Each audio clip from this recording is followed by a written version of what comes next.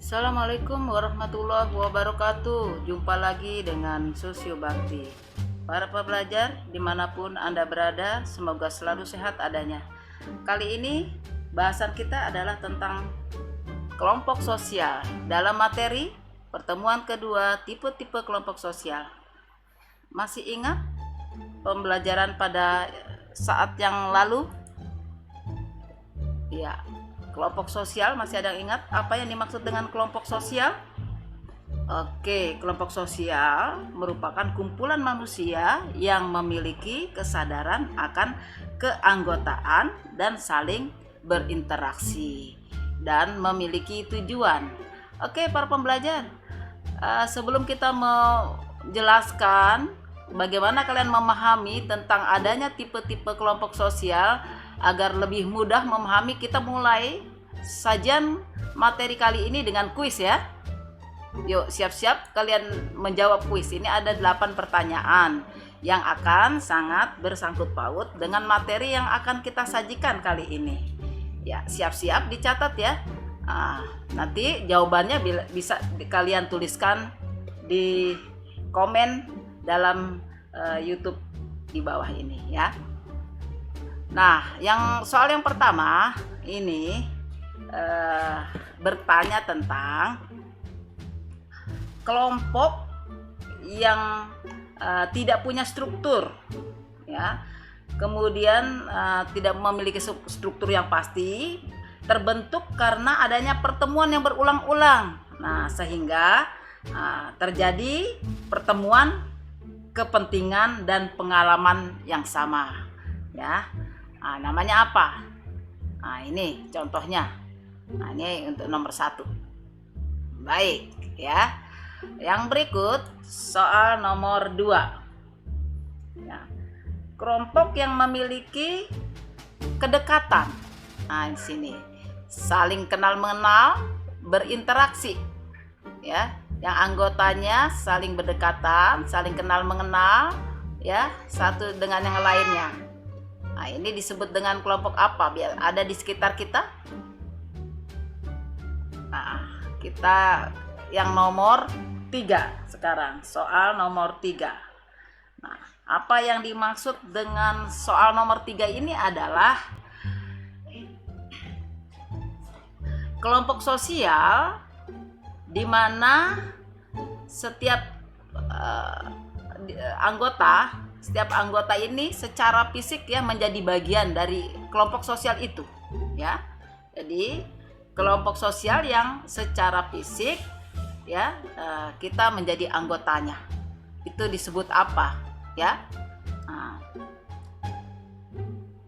Yang nomor 4 ya, kita sampai ke soal nomor 4. Ini nomor 4 ada gambarnya, silakan kalian analisa ini kelompok apa ya. Jadi kelompok apa yang dimaksud ini? Jadi ini ada kelompok yang memiliki fungsi kekerabatan anggotanya. Biasanya di kekerabatan itu terbentuk karena memiliki pekerjaan yang sejenis ya. Ini apa namanya? Yang berikut kita ke kuis kelima ya. Kuis yang kelima ini menanyakan tentang kelompok yang pertama kali kita kenal ya, kelompok yang dekat dengan kita pertama kita mengenalnya ya. Yang paling dekat dengan kita apa namanya ya. Yang berikut kelompok soal yang berikut nomor 6 ya, nomor 6 soal itu.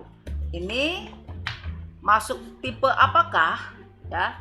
Yaitu suatu kelompok sosial yang berlangsung secara singkat ya, biasanya diikat oleh tujuan yang sama, kepentingan yang sama. Biasanya itu bersifat public life ya. Jadi maksudnya terbuka untuk umum. Ini apa namanya? Baik, kita sampai ke kuis yang ke-7 ya. Kuis yang ke-7 dicatat baik-baik pertanyaannya. Kelompok ini memiliki satu kepentingan yang sama, namun tidak semua orang memiliki atensi terhadap kelompok tersebut, ya.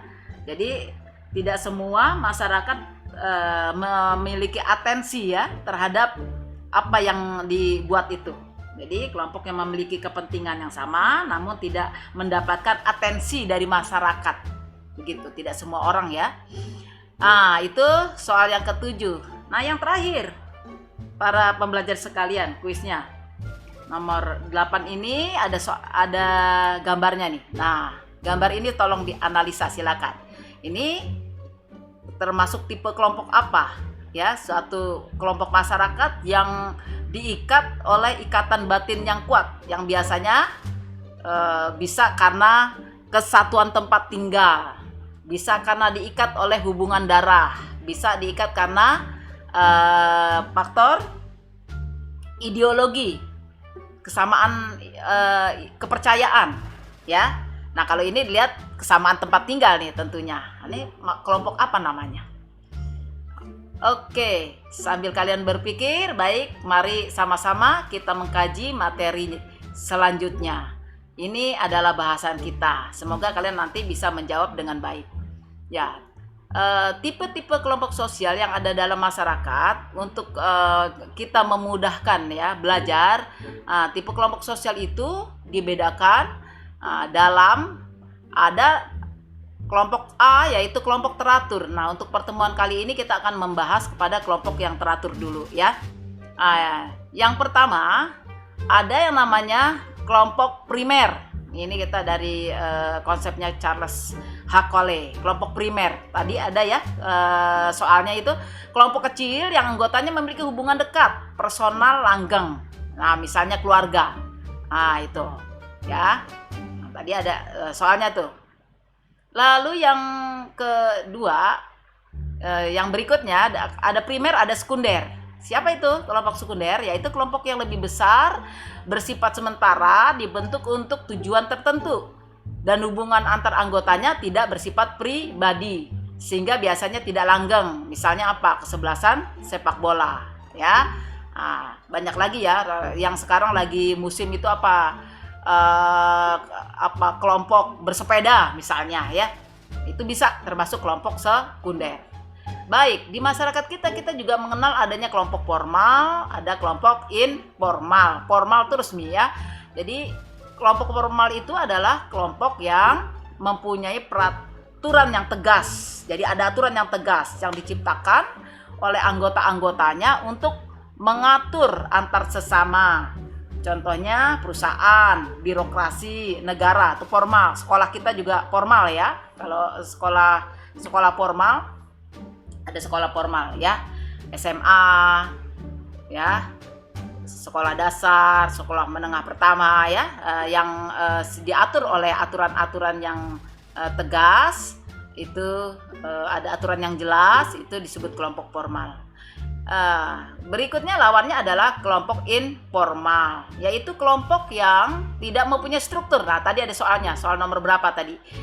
Kelompok yang tidak mempunyai struktur, yang pasti terbentuk karena pertemuan yang berulang-ulang, sehingga terjadi pertemuan kepentingan dan pengalaman. Nah, contohnya di sini adalah teman terdekat ya, perkawanan. Nah, ini masuk kelompok informal ya. Tadi ada gambarnya nomor berapa itu yang perkawanan. Nah, baik. Selanjutnya kita bahas tentang adanya kelompok referensi, ada kelompok membership ya. Nah, yang membership tadi jawaban untuk yaitu suatu kelompok yang di dalamnya setiap orang secara fisik menjadi anggotanya. Nah, selain kelompok membership ada yaitu kelompok referensi.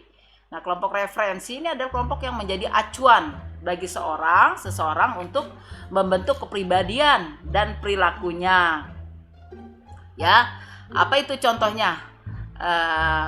Kelompok kita bisa juga menjadi referensi bagi orang untuk menjadi acuan, ya. Jadi orang bagaimana menginginkan kelompok kita menjadi acuannya, ya. Contoh harus baik dulu kelompok kita, ya, bagaimana nanti dia ingin berperilaku. Kalian misalnya ingin masuk ke UI Universitas Indonesia, kenapa kita ingin ke sana? Oh, karena mungkin itu sebuah perguruan tinggi yang baik di Indonesia, ya. Kita lihat itu UI adalah menjadi acuan, ya, bisa menjadi contoh sebagai kelompok acuan bagi seseorang untuk membentuk kepribadian, seolah-olah kita sudah menjadi mahasiswa UI, ya. Itu adalah kelompok referensi. Sekolah kita juga bisa menjadi kelompok referensi kalau kita bisa membentuk satu perilaku yang memang pantas menjadi sebuah acuan. Nah, para pembelajar sekalian, kemudian kita meninjau kembali ada tipe kelompok in group dan out group. In group, kelompok kami, ya.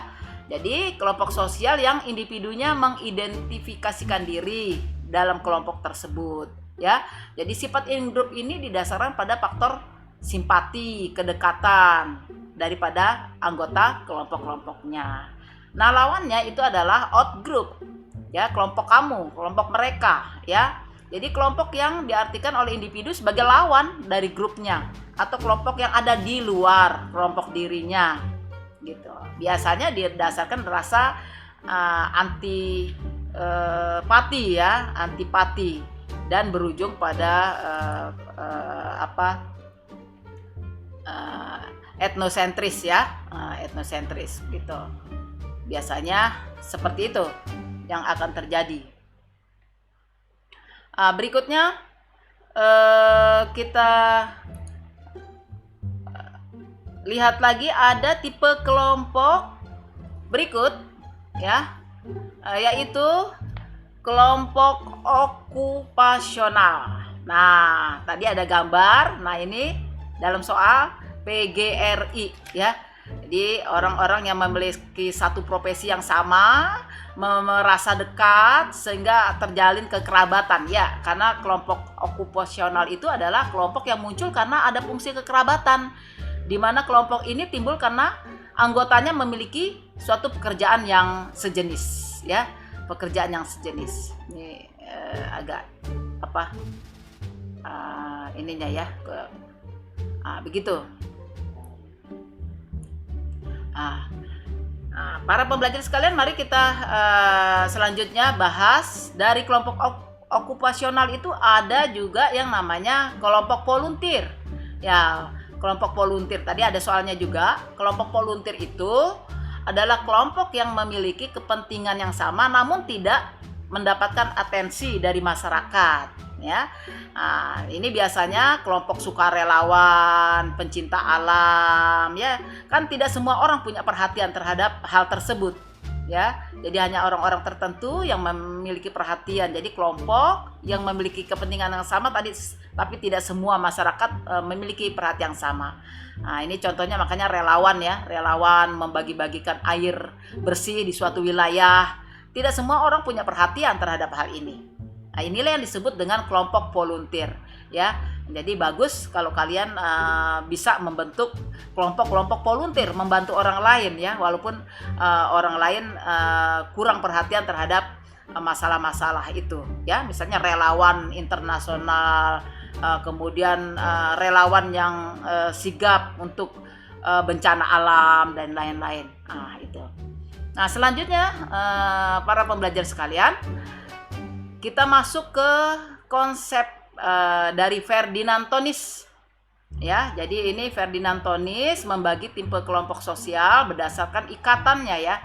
Di sini ada kelompok yang dihubungkan dengan ikatan batin yang murni, kuat, ya, atau sering dikenal dengan istilah Gemeinschaft. Nah, apa saja? Nah, jadi ada kelompok yang punya ikatan batin yang kuat itu diikat dengan tempat tinggal yang sama, ya, tempat tinggal yang sama. Nah, itu bisa, misalnya biasa daerah pedesaan, ya, itu lingkungannya tuh ada ikatan batin yang kuat, kesamaan tempat tinggal, ya, tetangga, di masyarakat pedesaan, ya. Ada juga satu paguyuban. Ini kelompok yang disebut paguyuban, ikatan batin yang kuat itu karena ada hubungan darah, ya, Gaimenscape by blood, ya. Ini ikatan batinnya didasarkan pada ikatan darah ke satu keturunan, ya, misalnya satu suku, ya. Nah, itu ada merasa diikat oleh ikatan darah, atau ke kerabat yang paling dekat kerabat, ya. Kalau suku sudah luas, tapi masih merasa ada ikatan batin yang kuat. Nah, kemudian Gaimenscape by mind, ya. Jadi ada satu ikatan yang sama dalam pola pikir, ya, pola pikir, kepercayaan, atau bahkan ideologi, ya, ideologi. Jadi ini adalah satu kelompok sosial yang kita kenal dengan paguyuban, ya. Nah, berikutnya ada yang namanya patembayan. Nah, di soal juga ada, ya, tadi, ya, patembayan. Patembayan ini adalah kelompok sosial yang ikatannya tuh karena kesamaan kepentingan, kesamaan tujuan, ya.